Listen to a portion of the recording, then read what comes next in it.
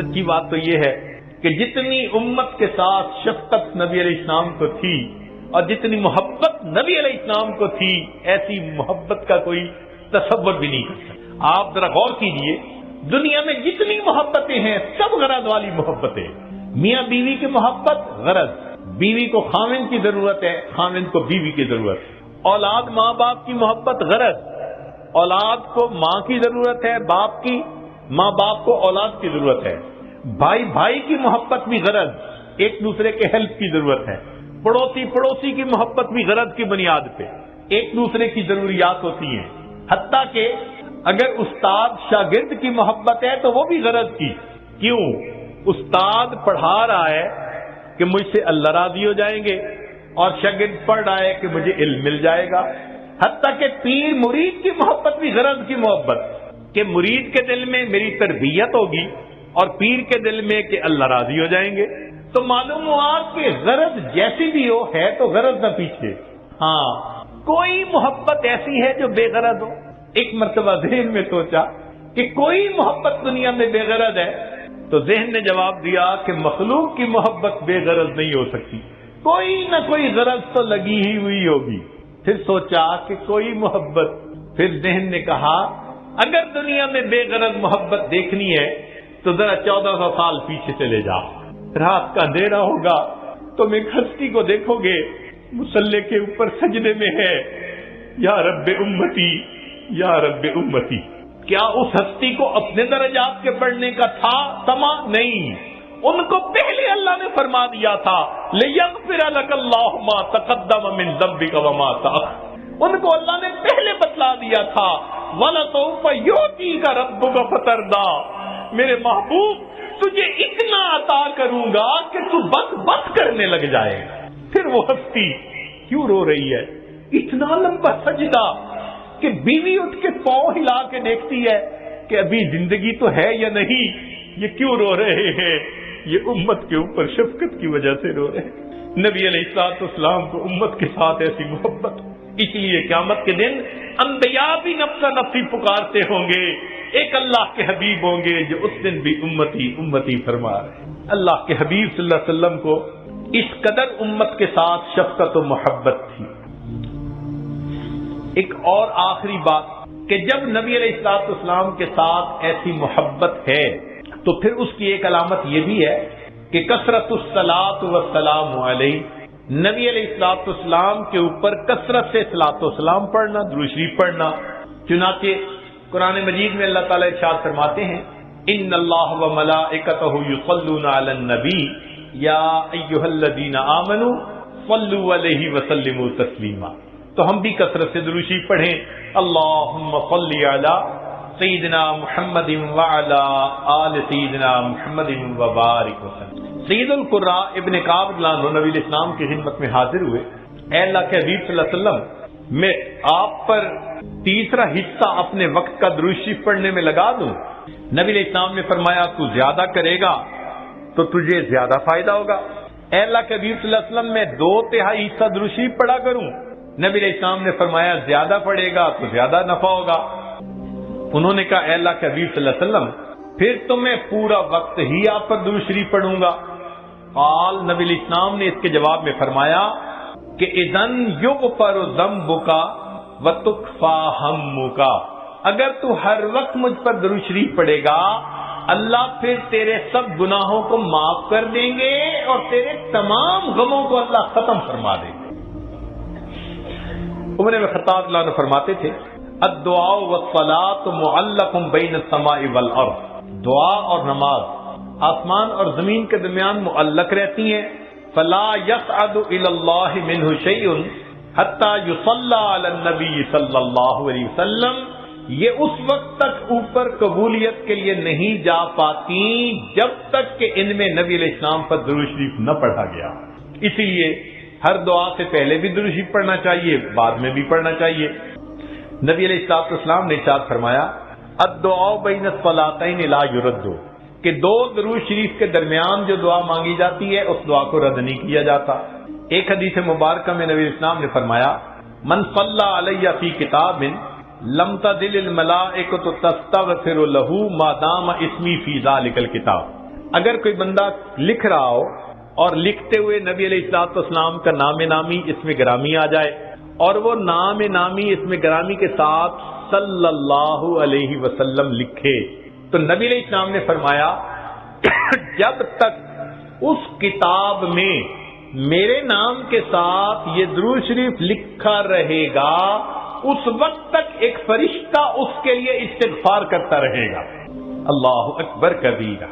ابن مسعود رضی اللہ عنہ فرماتے ہیں کہ نبی علیہ السلام نے فرمایا اول الناس بی یوم القیامہ اکثرہم علی صلاۃ، کہ جو بندہ مجھ پر سب سے زیادہ درود شریف پڑھتا ہوگا وہ پھر قیامت کے دن میرے سب سے زیادہ قریب بھی وہی بندہ ہوگا۔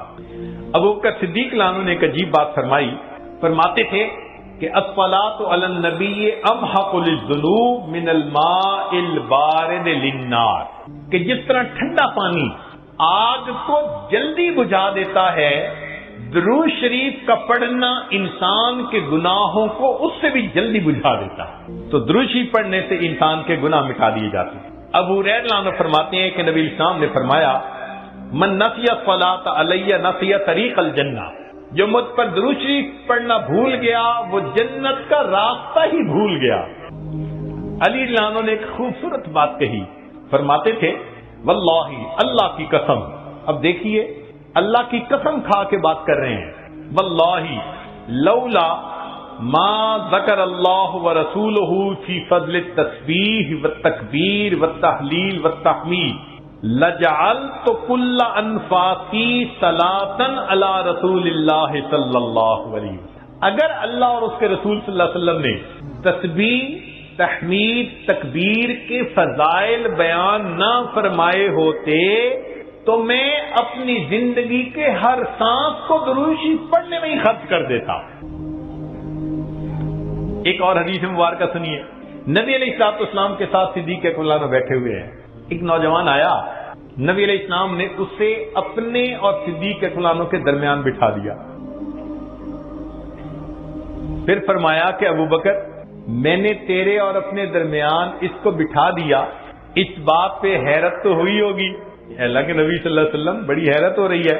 فرمایا ان ھذا الفتى یصلی علی صلاۃ ما یصلیھا علی احد من امتی، میرا یہ نوجوان امتی مجھ پر ایسا درود شریف پڑھتا ہے کہ جو درود شریف میری امت میں سے کوئی دوسرا مجھ پر نہیں پڑھتا، اس کی وجہ سے میں نے اس کو اپنے قریب بٹھایا۔ پھر نبی علیہ السلام نے بتلایا کہ وہ کیا درود شریف پڑھتا تھا، اللہم صلی علی محمد عدد من صلی علیہ وصلی علی محمد عدد من لم یصلی علیہ وصلی علی محمد کما امرت بالصلاۃ علیہ وصلی علی محمد کما تحب ان یصلی علیہ وصلی علی محمد کما ینبغی ان یصلی علیہ۔ چنانچہ ہمارے اکابر علماء دیوبند نے باقاعدہ تفصیل لکھی ہے کہ کس کس موقع پر درود شریف پڑھنا چاہیے۔ دخول المسجد والخروج منہ، مسجد میں داخل ہوتے ہوئے یا مسجد سے نکلتے ہوئے درود شریف پڑھنا چاہیے۔ والتشہد، اتحیات میں بھی درود شریف سب پڑھتے ہیں۔ ورؤیت المساجد، جب مسجد پر نظر پڑے تو اس وقت بھی درود شریف پڑھنا چاہیے۔ دخول الاسواق، بازار میں داخل ہوتے ہوئے درود شریف پڑھے۔ دخول البیت والخروج منہ، گھر میں داخل ہوتے ہوئے گھر سے نکلتے ہوئے بھی درود شریف پڑھنا چاہیے۔ نسیان الحاجہ، اگر بندہ کوئی بات بھول جائے، چیز رکھ کے بھول جائے، بات بھول جائے، اس وقت بھی نبی علیہ السلام پر درود شریف پڑھنا چاہیے۔ وقت الفقر، تنگ دستی کے وقت میں بھی درود شریف پڑھے۔ فی البدایت فی العلم، اور جب کتاب پڑھنے بیٹھے اس وقت بھی درود شریف پڑھے۔ فی البدایت فی الخطب، جب خطبہ دینا ہو، بیان کرنا ہو تو بھی درود شریف پڑھے۔ والانتہاء من مجالس العلم، جب علم کی مجلس کا اختتام ہو تو بھی درود شریف پڑھے۔ فی لقاء الاخوان، دو مسلمان بھائی آپس میں ملیں تو بھی درود شریف پڑھے۔ فی موادعتہم و مفارقتہم، پھر مدارسۃ حدیث نبوی، نبی علیہ السلام کی حدیث مبارکہ جو پڑھائی جائے تو اس وقت بھی درود شریف پڑھے۔ عند تذکرتہ صلی اللہ علیہ وسلم، نبی علیہ السلام پہ جب تذکرہ ہو تو درود شریف پڑھے۔ عند ذکر اصحابہ، حتیٰ کہ نبی علیہ السلام کے صحابہ کا تذکرہ ہو اس وقت بھی درود شریف پڑھے. ان ذکر شیء من معاصرہ، نبی علیہ السلام سے نسبت رکھنے والی کوئی یادگار چیز کا تذکرہ ہو تو اس وقت بھی درود شریف پڑھے. عند دخول المدینہ، مدینہ طیبہ میں داخل ہوتے بھی پڑھے، اور عند المرور علی قبرہ صلی اللہ علیہ وسلم، جب نبی علیہ السلام کے سامنے حاضر ہو مواجہ شریف پر تو اس وقت بھی درود شریف پڑھے. درود شریف کے فوائد کیا ہیں؟ کچھ دیر یہ بھی ذرا سن لیجئے. فرمایا انہا سبب لہدایت المصلی وحیات قلبہ، درود شریف کے پڑھنے سے دل زندہ ہوتا ہے اور پڑھنے والے کو اللہ ہدایت کے اوپر رکھتے ہیں. انہا سبب لزیادت محبت رسول اللہ صلی اللہ علیہ وسلم، درود شریف کے زیادہ پڑھنے سے نبی علیہ السلام کے ساتھ زیادہ محبت بڑھ جاتی ہے. انہا سبب لزیادت محبت العبد لرسول اللہ صلی اللہ علیہ وسلم، جو درود شریف زیادہ پڑھتا ہے اس بندے کی محبت نبی علیہ السلام کے قلب مبارک میں بھی زیادہ ہو جاتی ہے. انہا سبب قرب العبد من ربہ یوم القیامہ، درود شریف کا زیادہ پڑھنا قیامت کے دن اللہ رب العزت کے قرب کا سبب بنتا ہے. انہا اداء لشیء من حقہ صلی اللہ علیہ وسلم، نبی علیہ السلام کے جو احسانات ہیں درود شریف کا زیادہ پڑھنا گویا ان احسانات کا بدلہ چکانے والی بات ہے. انہا سبب کفایت اللہ عبدہ ما اہمہ، جو پریشانیاں ہوتی ہیں درود شریف کے صدقے اللہ رب العزت ان پریشانیوں کو ختم کر دیتے ہیں. انہا سبب اجابت الدعاء، دعا کی قبولیت کا یہ سبب ہوتا ہے. انہا سبب زکات و طہارت للمصلی، جو درود شریف پڑھنے والا ہے اس کا دل اس سے صاف ہوتا ہے، اس کا نفس پاک ہوتا ہے. اور ایسے آدمی کو حدیث میں پاک میں فرمایا کہ جو درود شریف زیادہ پڑھتا ہے وہ بخیل نہیں ہوتا. پھر جو درود شریف زیادہ پڑھتا ہے وہ قیامت کے دن کی حسرت سے بچ جاتا ہے. اور جو درود شریف زیادہ پڑھتا ہے ملائے اعلیٰ میں اس بندے کی تعریفیں بہت ہوتی ہیں، اور اس کے عمر میں اس کے وقت میں اللہ برکتیں عطا فرما دیتے ہیں. اور انہا سبب لتثبیت قدم العبد علی الصراط، جو بندہ درود شریف زیادہ پڑھتا ہے قیامت کے دن پل صراط سے گزرتے ہوئے اس کے پاؤں اتنے مضبوط ہوں گے، درود شریف زیادہ پڑھا ہوگا. اور ایک اور بات، انہا سبب لثقل کفۃ المیزان، کہ یہ درود شریف میزان کے پلڑے کے بھاری ہونے کا سبب بن جائے گا. اب اس بارے میں ایک حدیث مبارکہ ہے، وہ ذرا سن لیجئے کہ درود شریف کا قیامت کے دن کیا سبحان اللہ کیا شان ہوگی. ایک حدیث مبارکہ علامہ جلال الدین سیوطی رحمۃ اللہ علیہ نے التذکرہ میں اس کو ذکر کیا ہے، اور ابن ابی دنیا اور نمیری نے اس کو الاعلام کتاب میں ذکر کیا ہے. فرماتے ہیں کہ عبداللہ لانو ایک صحابی اس کے راوی ہیں کہ نبی علیہ السلام نے ارشاد فرمایا ان لآدم علیہ السلام من اللہ عز وجل موقفا فی فصح من العرش، قیامت کے دن آدم علیہ السلام کو اللہ تعالیٰ عرش کے سامنے ایک ایسی جگہ عطا فرمائیں گے، علیہ ثوبان اخضران، ان پر دو سبز کپڑے ہوں گے، یعنی سمجھیں تہبند بھی سبز اور کرتا بھی سبز.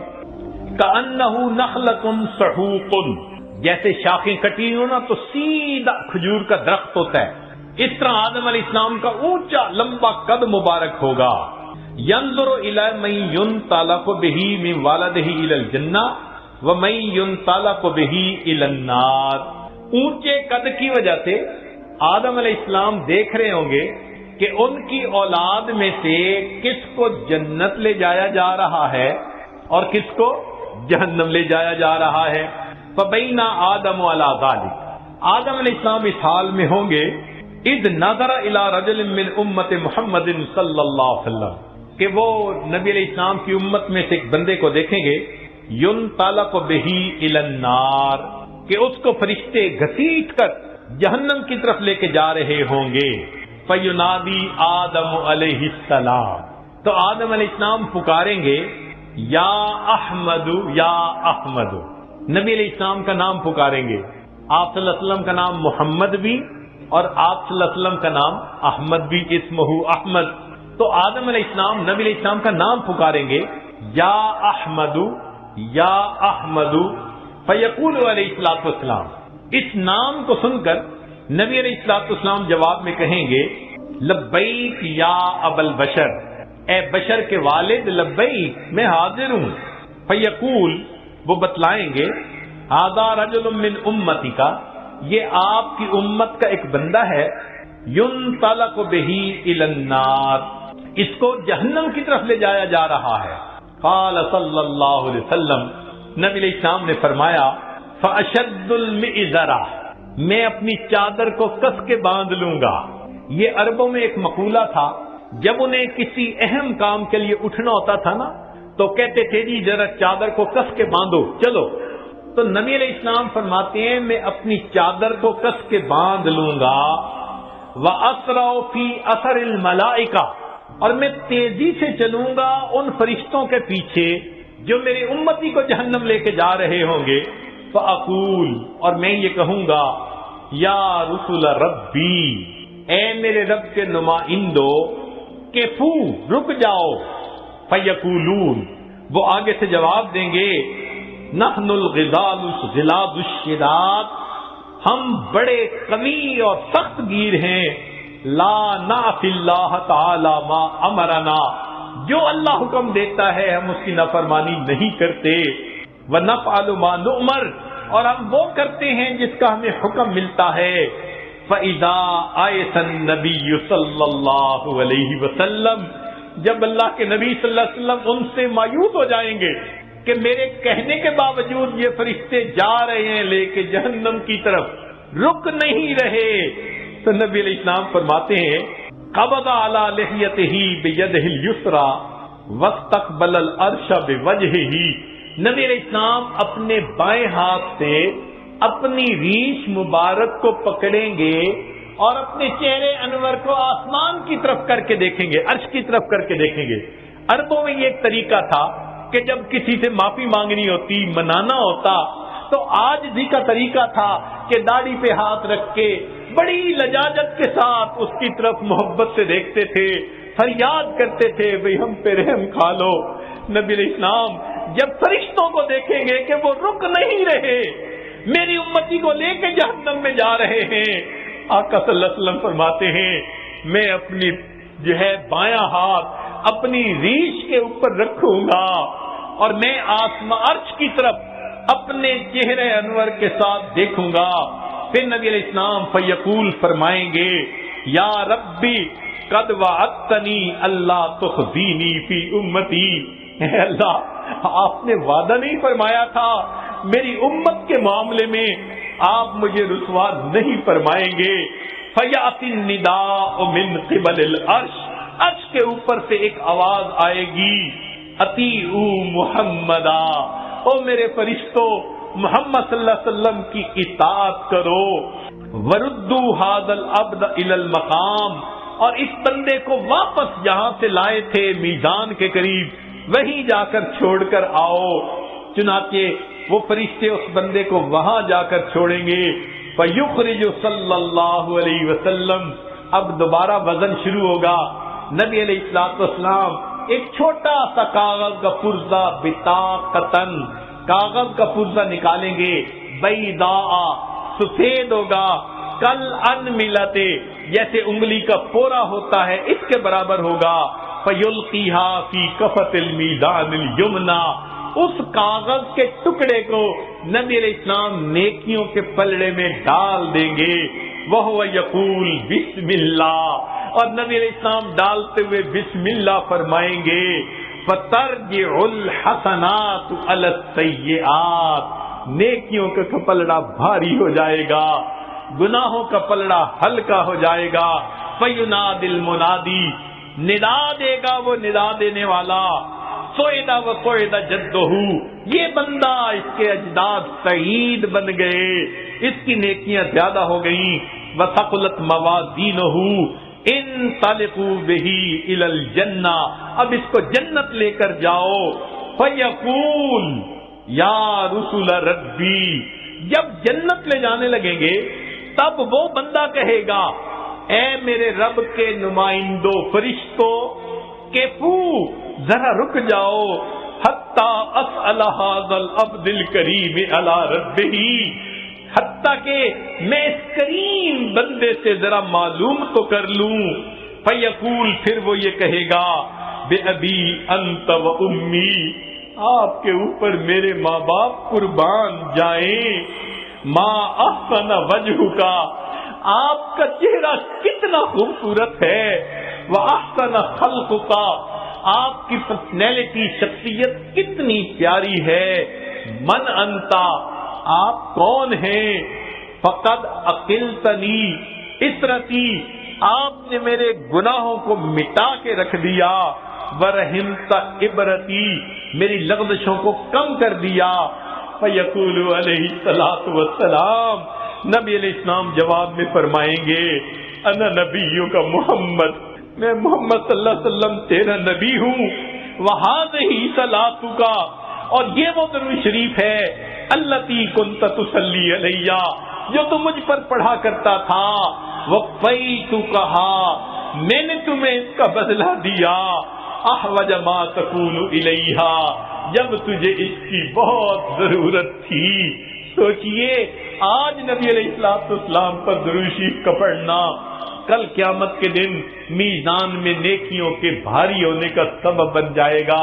دعا ہے اللہ رب العزت ہمیں اپنے حبیب صلی اللہ علیہ وسلم کی سچی محبت عطا فرمائے، ان کا احترام، ان کی عزت اکرام وہ بھی دل میں عطا فرمائے، ان کی سنتوں کی محبت کے ساتھ اتباع کرنے کی بھی توفیق عطا فرمائے، اور کثرت سے درود شریف پڑھ کر نبی علیہ السلام کی محبت کو دل میں بھرنے کی توفیق عطا فرمائے. ابراہیم علیہ السلام کو اس دنیا میں مقام نفی میں کمال حاصل ہوا. ابراہیم علیہ السلام کو اس دنیا میں مقام نفی میں کمال ہوا. انہوں نے ماں سوا کی نفی کر دی. فرمایا ان صلاتی و نسکی و محیای و مماتی للہ رب العالمین. اور پھر فرمایا کہ میرے یہ حکم ہوا وما انا من المشرکین، اور میں مشرکین میں سے نہیں ہوں. انی وجہت وجہی للذی فطر السماوات والارض حنیفا وما انا من المشرکین. تو نفی کر دی انہوں نے معبودوں کی. ایک اللہ کے اوپر ایسا ایمان تھا کہ ماں سوا کے بتوں کو توڑ کے رکھ دیا. یہ ابراہیم علیہ السلام کے اس دنیا میں کمال تھا. مقام نفی میں جتنا کمال ان کو حاصل ہوا اتنا کسی کو حاصل نہیں ہوا. چنانچہ ایک وقت وہ بھی آیا کہ جب دنیا کے اسباب تو چھوٹ گئے تھے، جبرائیل علیہ السلام مدد کرنے کے لیے آئے کہ میں آپ کو آگ سے بچاؤں. اللہ کا حاجہ، تو ابراہیم علیہ السلام نے فرمایا کیا میرا پروردگار جانتا ہے کہ میں اس حال میں ہوں؟ انہوں نے کہا ہاں اللہ تعالیٰ جانتے ہیں.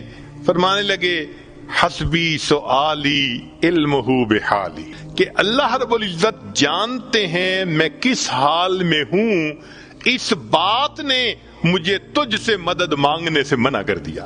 میرا رب جو جانتا ہے میں کسی کی مدد نہیں چاہتا.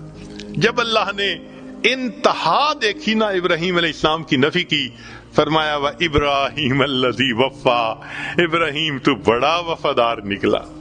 تو نے وفا دکھا دی کہ واقعی بندے کو ایسا ہونا چاہیے اپنے مالک کے ساتھ. تو ابراہیم علیہ السلام کو مقام نفی میں کمال. اور یہ بات ایسے نہیں کہ زبانی کہی جا رہی ہے، اس کی تصدیق اس پروردگار نے کی جو سینوں کے بھید جانتا ہے. چنانچہ ابراہیم علیہ السلام کے بارے میں اللہ فرماتے ہیں ان ابراہیم کان امہ قانتا للہ حنیفا ولم یک من المشرکین، اور وہ مشرکین میں سے نہیں تھے. اللہ رب العزت کا کسی کے بارے میں کہہ دینا کہ ان میں شرک نہیں تھا، اس کو نفی کا کمال نہ کہیں تو اور کیا کہہ سکتے ہیں. اس لیے فرمایا میرے محبوب وما کان من المشرکین، ابراہیم علیہ السلام مشرکوں میں سے نہیں تھے. آپ ان کی ملت کی پیروی کیجئے. ثم اوحینا الیک ان اتبع ملت ابراہیم حنیفا وما کان من المشرکین. تو ابراہیم علیہ السلام وہ شخصیت ہیں کہ جن کو بائی نیم اللہ نے کہا کہ وہ مشرک نہیں تھے. یہ مقام نفی میں کمال ہے، اور یہ صرف ابراہیم علیہ السلام کا تذکرہ ہے قرآن پاک میں. تو ابراہیم علیہ السلام جو خلیل تھے ان کو کس میں کمال حاصل ہوا؟ مقام نفی میں. یعنی ماں سوا جو باطل معبود ہیں ان کی انہوں نے کامل نفی کر کے دکھا دی. اور اللہ کے محبوب صلی اللہ علیہ وسلم کا معاملہ وہ کچھ اور ہے. ان کو اللہ نے مقام نفی میں بھی کمال عطا فرمایا اور مقام اثبات میں بھی کمال عطا فرمایا. ذرا غور کیجئے گا, مقام نفی میں بھی کمال عطا فرمایا اور مقام اثبات میں بھی کمال عطا فرمایا. وہ کیسے؟ ہم اور آپ جتنے ہیں نا, ہمارا ایمان بن دیکھے. اب بن دیکھے اور دیکھے میں فرق تو ہوتا ہے نا. یہ تو نہیں نہ ہو سکتا کہ بھئی انسان دیکھ لے اور اس میں اس کو کوئی اضافہ محسوس نہ ہو. خود نبی علیہ السلام نے فرمایا کہ الشاہد یرا ما لا یرا الغائب, کہ غائب جو چیز نہیں دیکھ سکتا وہ دیکھنے والا دیکھ لیا کرتا ہے. ایک حدیث پاک میں نبی علیہ السلام نے فرمایا لیس الخبر کالمعائنۃ, دیکھنا اور ہے اور خبر کو ماننا اور ہے. ہمارا جتنا بھی ایمان پکا ہو مگر مومن کا کامل جو ہوگا نا مقام, وہ جنت میں رویت باری تعالی پر منحصر ہے. جب دیکھیں گے تب کمال حاصل ہوگا. دنیا میں تو بس ایمان ہے جو ہم نے پکا کیا ہوا ہے, یہیں تک درجہ پا سکتے ہیں. تو اس بات کا کمال رویت باری تعالی پر منحصر ہے. اور اس دنیا میں جتنے انبیاء آئے سب کا ایمان غیب پہ تھا. ایک اللہ کے حبیب صلی اللہ علیہ وسلم ہی ایسے ہیں جنہیں اللہ نے دنیا میں معراج پہ بلا کے اپنا دیدار عطا فرما دیا. اس لیے نبی علیہ السلام کو اس بات میں بھی کمال حاصل ہو گیا. تو خلیل کو مقام نفی میں کمال حاصل ہوا اور محبوب صلی اللہ علیہ وسلم کو نفی میں بھی اور اس بات میں بھی کمال حاصل ہوا. یہ اللہ رب العزت نے اپنے محبوب صلی اللہ علیہ وسلم پر نعمت عطا فرما دی. یہاں تک بھی بات سمجھ میں آتی ہے. ایک نقطہ اور کہ ابراہیم علیہ السلام کے بارے میں ایک درود شریف ہے جو ہم نماز میں پڑھتے ہیں, اللہم صلی علی محمد وعلی آل محمد کما صلیت علی ابراہیم وعلی آل ابراہیم انک حمید مجید. تو یہ درود شریف تو بتاتا ہے کہ کچھ تو نعمت ایسی تھی جو ابراہیم علیہ السلام پر اللہ نے عطا فرمائی جس کو پانے کی تمنا اللہ کے محبوب صلی اللہ علیہ وسلم کے دل میں بھی تھی. بھئی درود شریف بتا رہے ہیں نا کہ اللہ جیسے ان پر ان کے آل پر رحمت نازل فرمائی, محمد صلی اللہ علیہ وسلم ان کی آل پر بھی نازل فرما دیجئے. تو کچھ تو ہے نا اندر کہ جس کو طلب ہے دل میں, تمنا ہے دل میں. تو بھئی کیا تھا یہ نقطہ جلدی سمجھ میں نہیں آتا. چلیں کچھ سادے لفظوں میں کھولنے کی کوشش کرتے ہیں. اس کو حقیقی طور پہ تو امام ربانی حضرت مجدد الفسانی رحمت اللہ علیہ نے اپنے مکتوبات میں کھولا ہے. دل خوش ہوتا ہے اس کی تفصیلات کو پڑھ کر. تاہم قصہ مختصر یہ ہے کہ محبت دو طرح سے ہوتی ہے. ذرا غور فرمائیے گا, محبت دو طرح سے ہوتی ہے. ایک کو کہتے ہیں محبت ذاتی, کہ ذات سے محبت ہو, جیسے ماں کو بیٹے سے ہوتی ہے.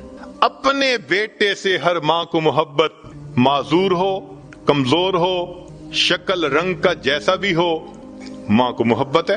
یہ محبت ذاتی کہلائیں گے. اور ایک محبت صفاتی ہوتی ہے کہ صفات کی وجہ سے محبت کا ہونا. ہمیں بھی کوئی خوبصورت بیبی مل جائے, ہم اس کو پیار کرتے ہیں, محبت کا اظہار کرتے ہیں. کیوں؟ خوبصورت ہوتا ہے. اور جو بچہ لکھا پڑھا صفات والا ہو وہ سب کو اچھا لگتا ہے. تو معلوم ہوا کہ محبت کے دو انداز ہوتے ہیں. ایک انداز کو کیا کہتے ہیں؟ محبت ذاتی. اور دوسرے انداز کو کیا کہتے ہیں؟ محبت صفاتی. یہ دو الگ الگ انداز ہیں. اب ذرا غور کیجئے گا, اللہ رب العزت کو اپنے محبوب صلی اللہ علیہ وسلم سے بھی محبت تھی مگر وہ محبوبیت ذاتی تھی, ذات سے محبت تھی. اللہ کو اپنے حبیب صلی اللہ علیہ وسلم تھے تو محبت ذاتی تھی نبی علیہ السلام سے, اور ابراہیم علیہ السلام سے بھی محبت تھی مگر وہ محبت صفاتی تھی. وہ محبت کیا تھی؟ صفاتی تھی. یہاں تک بات سمجھ میں آ گئی کہ نبی علیہ السلام سے بھی محبت تھی مگر یہ محبت کیا تھی؟ محبوب آپ کو پیدا نہ کرنا ہوتا تو میں کائنات کو بھی پیدا نہ فرماتا. یہ محبت ذاتی تھی. اور ابراہیم علیہ السلام سے بھی محبت تھی، اور وہ محبت تو جو محبت ذاتی تھی اس کو محبوبیت کہا، اور جو محبت صفاتی تھی اس کو خلت کہہ دیا. اب سنیے کہ نبی علیہ الصلوۃ والسلام پھر درود شریف یہ کیوں پڑھا کرتے تھے. وجہ یہ ہے کہ جو ذات سے محبت ہو تو اس بندے کی تمنا یہ ہوتی ہے کہ میرے اندر صفات بھی پوری آ جائیں تاکہ میں کامل ہو جاؤں. تو محبوبیت ذاتی والے کی تمنا ہوتی ہے کہ میرے اندر محبوبیت صفاتی بھی کامل آنی چاہیے تاکہ میں کامل محبوب بن جاؤں. یہ وہ تمنا تھی اللہ کے نبی علیہ الصلوۃ والسلام کے دل میں، جس وجہ سے فرمایا کرتے تھے اللہم صلی علی محمد وعلی آل محمد کما صلیت علی ابراہیم وعلی آل ابراہیم انک حمید مجید. اے اللہ جو محبوبیت صفاتی ان کو عطا فرمائی تھی، اس دنیا میں مجھے بھی اس میں کامل کر دیجئے تاکہ مجھے محبوبیت ذاتی حاصل، میں اس دنیا میں محبوبیت صفاتی بھی حاصل کر کے دنیا سے چلا جاؤں.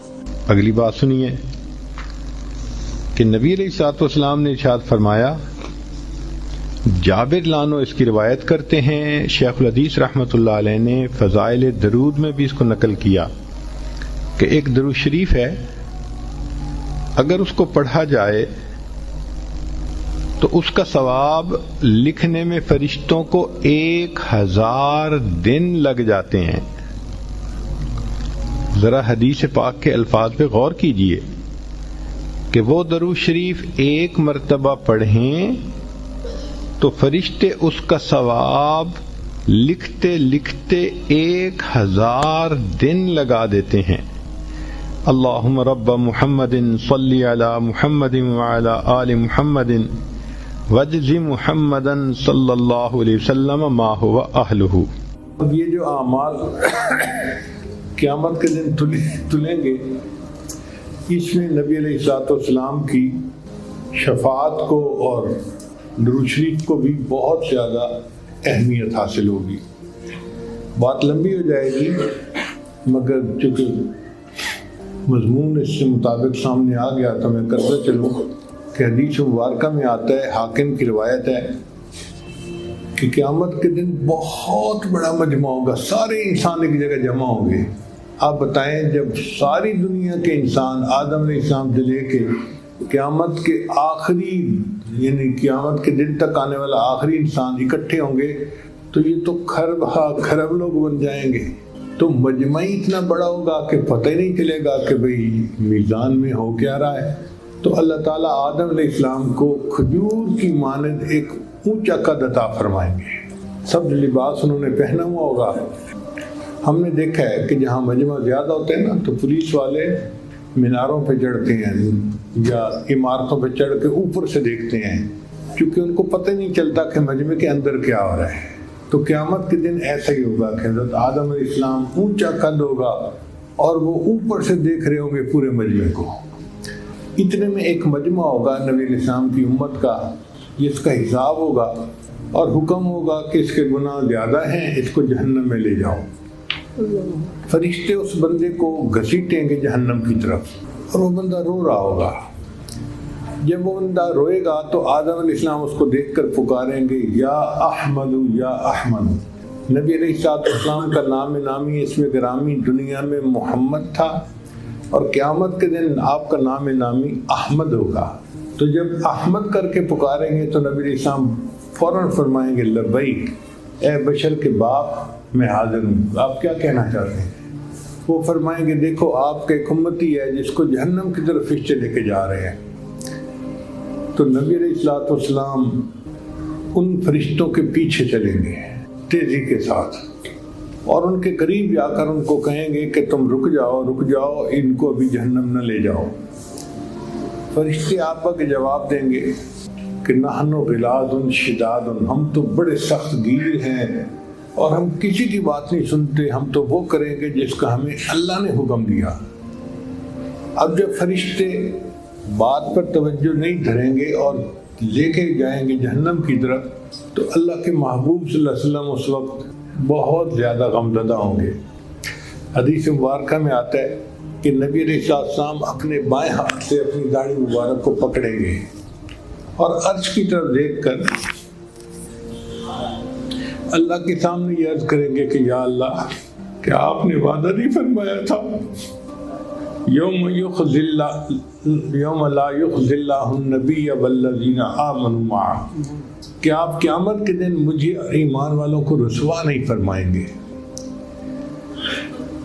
تو جب نبی علیہ السلام یہ فرمائیں گے تو عرش سے ایک ندا آئے گی، اے میرے فرشتوں، میرے محبوب جو فرما رہے ہیں تم ان کی بات کی اطاعت کرو، اطیعوا محمد۔ تو فرشتے رک جائیں گے، پھر نبی علیہ السلام سے پوچھیں گے جی آپ ہمیں کیا حکم فرماتے ہیں؟ نبی علیہ السلام فرمائیں گے کہ تم اس کو دوبارہ میزان پر لے جاؤ اور اس کے عملوں کا پھر وزن کرو۔ چنانچہ ایسا بندہ ہوگا کہ فرشتے اس کو دوبارہ میزان پر لے آئیں گے۔ اب اس کی نیکیاں ایک پلڑے میں اور گناہ دوسرے پلڑے میں، گناہوں کا پلڑا بھاری ہوگا اور وہ بندہ پھر پریشان ہوگا کہ دوسری بار وزن کیا گیا اور میرے گناہ پھر بھی بھاری، بس آج تو میں بدبخت بن گیا۔ جب وہ ایسا سوچے گا تو اللہ کے حبیب صلی اللہ علیہ وسلم اپنی جیب سے ایک کاغذ کی چھوٹی سی پرچی نکالیں گے اور نیکیوں کے پلڑے میں ڈال دیں گے، اور وہ اتنی بھاری ہوگی کہ نیکیوں کا پلڑا جھک جائے گا، اور اعلان ہوگا کہ فلاں بندہ فلاں کا بیٹا سعید بن گیا اور جنت میں جانے کا اہل ہو گیا۔ اب جب اس بندے کو حکم ملے گا نا کہ یہ جنت میں جانے والے ہیں تو وہ بندہ حیران ہوگا۔ تو وہ نبی علیہ السلام سے پوچھے گا آپ کون ہیں؟ آپ کا چہرہ اتنا خوبصورت ہے اور آپ نے میرے مشکل کو آسان کر دیا اور جہنم کی بجائے جنت میں مجھے جانے کا حقدار بنا دیا۔ تو نبی علیہ السلام فرمائیں گے انا نبیوں کا محمد، میں تیرے نبی محمد صلی اللہ علیہ وسلم ہوں۔ وہ پوچھے گا اے اللہ کے نبی صلی اللہ علیہ وسلم آپ نے کیا کیا ہے کہ میری نیکیوں کا پلڑا جھک گیا؟ تو نبی علیہ السلام فرمائیں گے پوری زندگی تو میرے اوپر درود شریف پڑھا کرتا تھا، وہ درود شریف کا عمل اس پرچی پر لکھا ہوا تھا، اسے میں نے نیکیوں کے پلڑے میں ڈالا اور اللہ نے نیکیوں کے پلڑے بھی جھکا دیا۔ تو یہ جو حدیث کی طالبات درود شریف پڑھتی ہیں نا کہ قال النبی صلی اللہ علیہ وسلم، یہ صلی اللہ علیہ وسلم درود شریف ہے، مختصر درود شریف ہے، اور پتہ نہیں ایک دن میں یہ تو ہزاروں مرتبہ درود شریف پڑھتی ہیں، تو یہ عمل قیامت کے دن بخشش کا سبب بنے گا۔ ہمیں بھی چاہیے کہ ہم درود شریف کی کثرت کریں جتنی کر سکتے ہیں، کیونکہ یہ وہ عمل ہے جو مشکل میں آسانی پیدا کر دیتا ہے، اللہ کی رضا کا سبب بنتا ہے، اور قیامت کے دن بندے کو جہنم کی بجائے جنت میں جانے کا راستہ دکھاتا ہے۔ ایک حدیث پاک میں آتا ہے کہ جس نے جمعہ کے دن عصر کی نماز کے بعد 80 مرتبہ درود شریف پڑھا، اللہم صلی علی سیدنا محمد النبی الامی وعلی آلہ وسلم تسلیما، اللہ تعالیٰ 80 مرتبہ پڑھنے پر 80 سال کے گناہوں کو معاف کر دیتے۔ اب آپ غور کریں، عام طور پہ عمریں تو 80 سال سے کم ہی ہیں آج کل۔ نبی صاحب نے فرمایا میری امت کی اوسط عمریں بین 70 و 60، 60-70 کے درمیان ہوں گی، اور آج کل 60-70 کے درمیان ہی لوگ چلے جاتے ہیں۔ پہلے عمریں ذرا لمبی ہوتی تھیں، اب تو گھٹتی جا رہی ہیں۔ تو بہرحال 80 سال کے گناہ معاف ہونے کا دوسرا مطلب کیا ہے کہ نبی علیہ السلام نے فرمایا جو جمعہ کے دن عصر کے بعد یہ پڑھ لے گا اللہ تعالیٰ اس کی ساری زندگی کے گناہوں کو معاف کر دے گا۔ آپ بتائیے یہ کتنا سستا سودا ہے، لہٰذا ہم میں سے ہر بندے کو اس کا معمول بنانا چاہیے۔ یہ بخاری شریف کی روایت ہے کہ ہم جمعہ کے دن عصر کی نماز کے بعد 80 مرتبہ پڑھیں گے، پوری زندگی کے گناہ معاف ہو جائیں گے۔ گھر کی عورتوں کو بھی اس کی تلقین کرنی چاہیے کہ وہ جمعہ کے دن عصر کے بعد بچوں کو بھی پاس بٹھائیں اور گھر کے سارے لوگ 80 مرتبہ یہ درود شریف پڑھیں، تاکہ یہ سعادت نصیب ہو کہ پوری زندگی کے ہمارے گناہ معاف ہو جائیں۔ پھر تیسری چیز جس سے کہ اللہ تعالیٰ کی طرف سے رحمت اترتی ہے، درود شریف کا پڑھنا۔ حدیث مبارکہ میں آتا ہے جو شخص ایک دفعہ درود شریف پڑھتا ہے اللہ تعالیٰ 10 رحمتیں اتارتے ہیں۔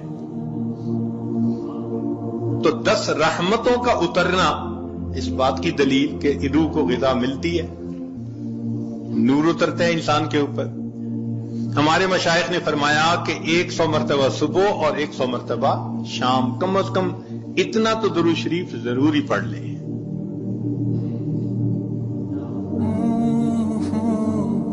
ایک صحابی رضی اللہ عنہ پوچھتے ہیں اللہ کے نبی صلی اللہ علیہ وسلم میں کتنا درود شریف پڑھوں؟ فرمایا زیادہ پڑھ، چوتھائی حصہ، زیادہ پڑھو گے تو فائدہ زیادہ۔ اللہ کے نبی صلی اللہ علیہ وسلم آدھا حصہ، بھائی زیادہ پڑھو گے تو زیادہ فائدہ، 3 حصے، فرمایا اور زیادہ تو 4 حصے۔ جب انہوں نے کہا کہ میں پورا وقت درود شریف پڑھنے میں لگا دوں گا، نبی اسلام نے فرمایا اذن یغفر لک ذنبک، تیرے گناہوں کو بخش دیا جائے گا اور تیرے غموں کو تیرے سر سے اتار دیا جائے گا۔ تو درود شریف کے پڑھنے سے اللہ تعالیٰ گناہوں کو معاف کرتے ہیں اور دھو دیتے ہیں۔ صدیق اکبر رضی اللہ عنہ فرمایا کرتے تھے کہ ٹھنڈا پانی آگ کو اتنا جلدی نہیں بجھاتا جتنا جلدی درود شریف کا پڑھنا انسان کے دلوں کی ظلمت کو مٹا دیتا ہے۔ سیدنا علی رضی اللہ عنہ فرمایا کرتے تھے کہ اگر اللہ تعالیٰ اور اس کے رسول صلی اللہ علیہ وسلم نے تسبیح، تکبیر، تحمید، تحلیل ان کے فضائل نہ بتائے ہوتے تو میں اپنا پورا وقت درود شریف کے پڑھنے میں گزار دیتا۔ تو ہم بھی درود شریف پڑھیں، کم از کم 100 مرتبہ صبح اور 1 مرتبہ شام۔ اس سے کیا ہوگا کہ دل کو غذا پہنچ جائے۔ ہمارے حضرت مرشد عالم رحمۃ اللہ علیہ کے ایک